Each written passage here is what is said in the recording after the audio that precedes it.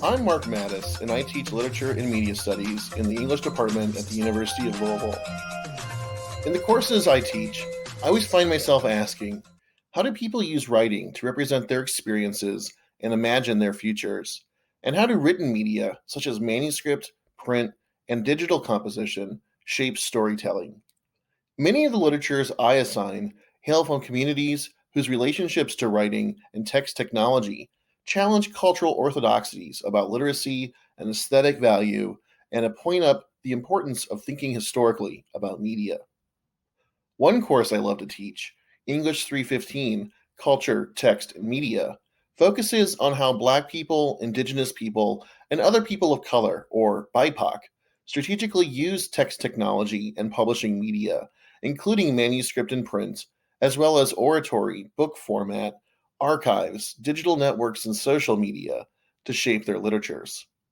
We discover how these writers use media technology to intervene in white infrastructures of print and critique racist ideas about property, selfhood, and sovereignty. One way I like to introduce students to these BIPOC media strategies is through graphic novels.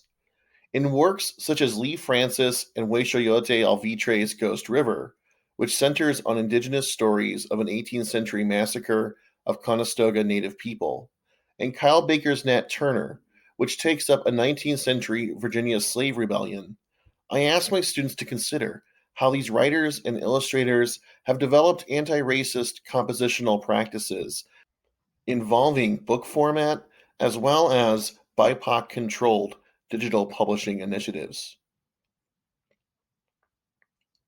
As a professor of early ethnic American literature, I really love teaching these graphic novels because they connect earlier historical literatures to present-day concerns.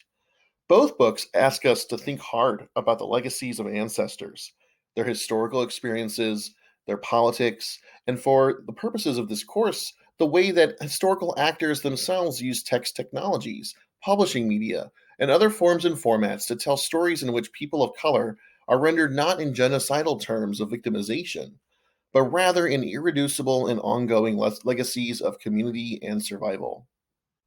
Ghost River and Nat Turner also broach a more general question about books and interpretation. In our current moment of digital media shift, how do people know themselves and their worlds through books?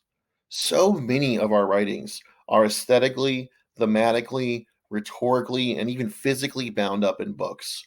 What then can we do to trouble the everyday ordinariness of the book, a thing, a practice, and a standard that is so often taken for granted?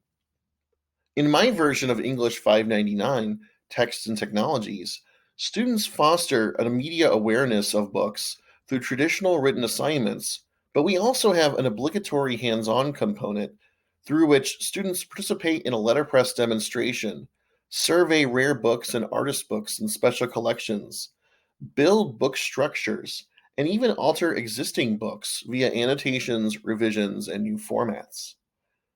In teaching students to interpret the connections that writers make between their linguistic choices and textual media to produce and circulate those words, students work with members of Louisville's book arts community, including Professor Rachel Single at U of L and Nick Bowdy at Hound Dog Press, developing a hands-on knowledge of text technology. Students design and print one-page contributions to a class-wide artist's book inspired by the question, how do we define the book? Each page conceptually participates in the conversations we've been having about book arts and book history and text technology more generally.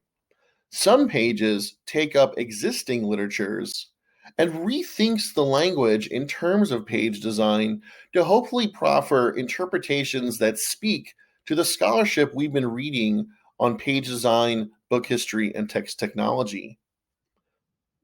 Relatedly, other pages, like this one here, take up ideas from the scholarship that we've been reading during the semester and apply it to an original piece of text crafted by the student artist themselves. Ultimately, by demanding rigorous attention to media practices, this course not only asks how other people think with books, it implores us to do so too.